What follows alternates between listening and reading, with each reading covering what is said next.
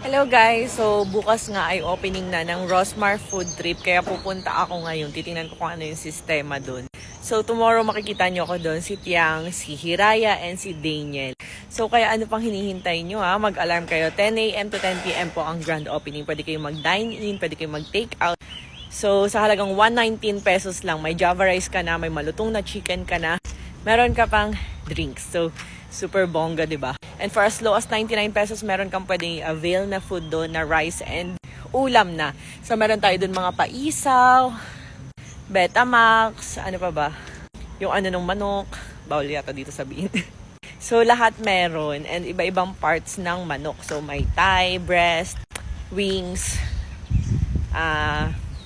flavored shots. So available yan dun. Kaya ano pang hinihintay, mag-alarm na kayo, i-ready na dahil February 1. Ayan.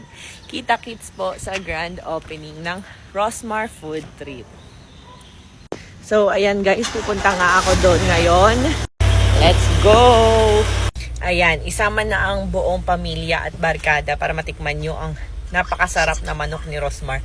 Dahil soon, available na yan for franchise. So, ayan nga guys, along highway, ang Rosmar Food Trip. Ayan o, diba? Titilao ka talaga sa sarap. Ayan, at katabi niya ang Rosmar Spa. And ayan, dito guys, is available din ang dine-in area. So, ayan, pwede kayong bumili dito ng Rosmar products and pwede rin kayong magpa-spa. Ayan, mani-ped, foot spa, nails, available. So, ayan na nga guys, ang Rosmar Food Trip. Sinasabi ko nga sa'yo, 119 available na yan. 99. Ito rin. Rice natin guys, 15 lang. Napakamura. So, ayan. Along highway nga pala yan. So, ito parang drive-thru kasi ang peg ko dito. Pag o-order ka, bubuksan lang to. Kaso sarado. So, ayan. Let's go.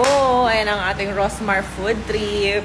O, diba? Napakasyala. And kita nyo habang niluluto dyan, guys, para alam nyo talaga na malinis yung food na kinakain nyo.